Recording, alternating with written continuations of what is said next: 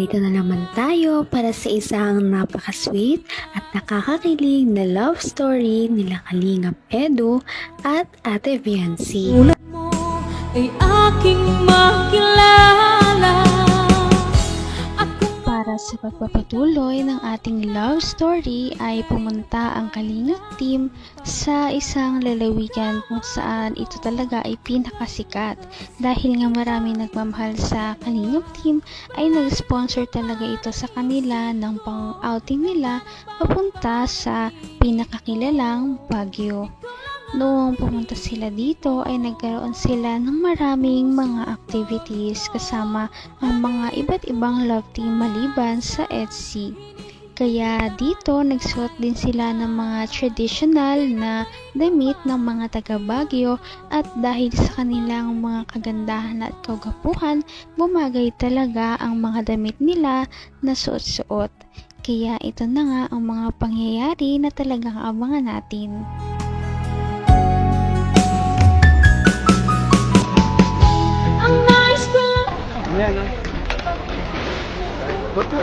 Oh, ayos, ayos. 1, 2, ready. 1. Biglang ayos, ayos. 1, 2, 3. Bora yung nangyari ito.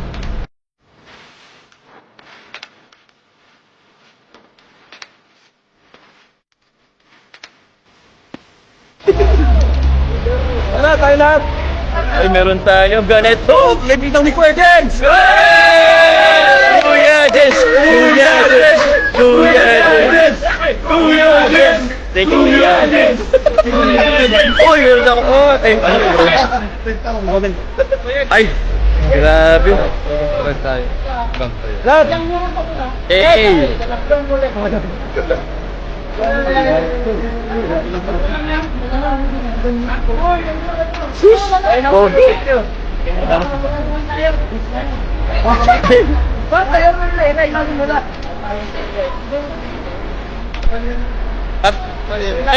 Hey.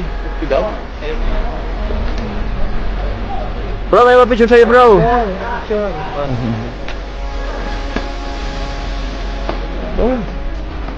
Saan po sa Bicol? Hey! Yung sa ating bayan, mga kabayan!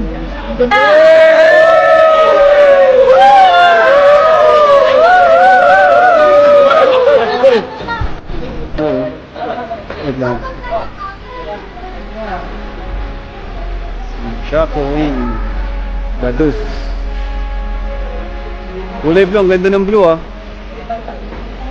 Ganda oh.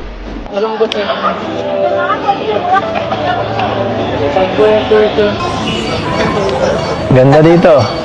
Nakabalik ulit tayo dito sa kaharian ko. Kahit na makaluma ang suot ni Ate Viancy ay talagang bumagay ito sa kanyang kagandahan. Kahit ano talaga ang kanyang isuot ay bagay na bagay sa kanya ito. Kaya naman lalo talagang na-in love si Kalingap Edu noong makita niya talaga si Ate Viancy na suot-suot ang traditional na damit ng mga taga Baguio at bagay ito sa kanya. Yung sa ating bayan, mga kabayan.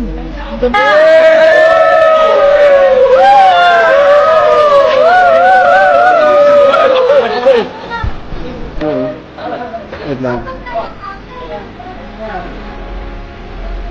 Shockwing Badus. Kulay blue, ang ganda ng blue ah.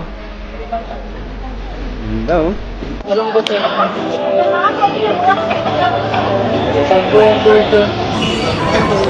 Ganda dito. Nakabalik ulit tayo dito sa kaharian ko. Welcome back. Ikaw po yung naasunaan, makakabalik tayo dito. Same. Dati, iba eh. Iba no? Wala pa tayong ganito. Mas maganda ngayon. Mas maganda to, partner. Welcome. Dati dito, nandito tayo. Hindi pa ako nang pinapansin. Wala pang tayo nun, EDSI. Wala pang EDSI. Hindi ko pinapansin. Ha? Yeah. Ito ka. Ito muna tayo, pagod eh. TikTok na lang po tayo. Hindi ako nagtitiktok. Pang babae yun eh. Ito ba, hindi po ah. Marami na ako nagtitiktok na. Ha? TikTokat. Napipili yung konti. Pag hindi ako sanay pag maraming tao eh. Alam mo, pag titinginan tayo dyan, Ano po yan? hindi masyado sumasayaw ah. Ayoko nang Sige po. masyadong ano. Ayoko nang Wait lang. pinagtitinginan ako ng maraming tao. Gusto ko ng isang tao lang. Bagay pala sa'yo maging ugurot. Hindi nira. Ganda mo dyan. Ang talagang tingnan ng EDC Love Team. Dito nga ipinipilit pa ni Ate Viancy si Kalingap Edu na magkaroon sila ng isang TikTok dance. Dahil kung bibisitahin natin ang TikTok ni Ate Viancy ay makikita natin ang kanyang mga dancing videos dahil mahilig si Ate Viancy at magaling talaga siyang sumayaw. Kaya niyaya niya si Kalingap Edu. Pang babae yun eh. Ito ba, hindi po ah. Marami na ako nagtitiktok na. Ha? TikTokat. Napipili yung konti. Pag hindi ako sanay pag maraming tao eh. Alam mo, pag titinginan tayo dyan, Ano po yan? hindi masyado sumasayaw ah. Ayoko nang Sige po. masyadong ano. Ayoko nang Wait lang. pinagtitinginan ako ng maraming tao. Gusto ko ng isang tao lang. Bagay pala sa'yo maging ugurot. Hindi nira. Ganda mo dyan. Tama na, pambobola. TikTok po tayo. Ito. Ano yan? Turo mo kung paano sumayaw. Gusto mo, simple lang po ay. Ito na lang. Gusto ko simple para ikaw simple lang. Pare, ikaw sa unahan. Wait lang.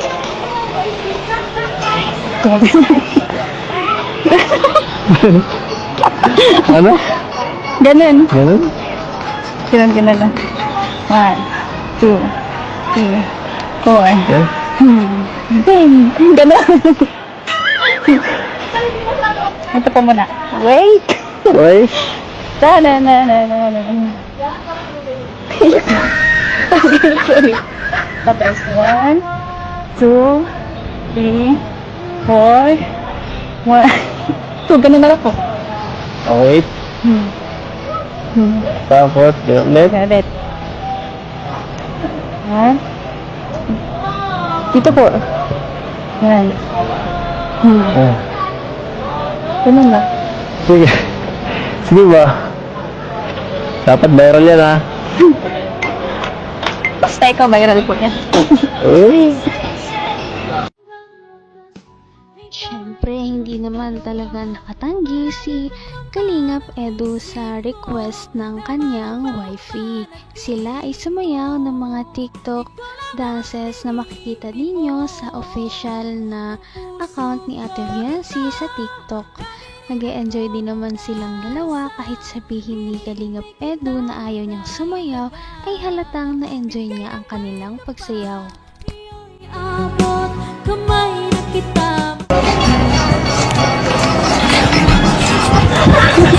Ang gulo na. Ang gulo. Sige, okay lang. Basta ikaw. Maganda na yan.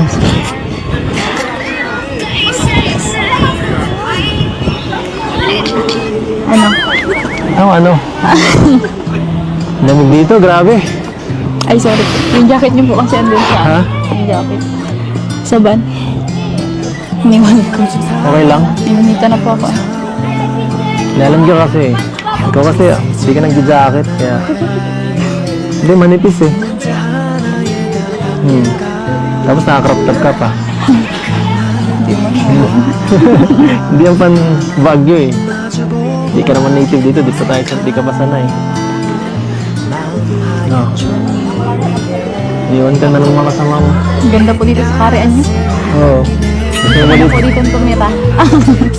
Gusto mo dito tumira? Joke lang. Gusto ko pa rin po sa bahay. Sa bahay? Sa kila mama. Malay mo. Miss ko na. Hindi mo dito ka. Magkano mo?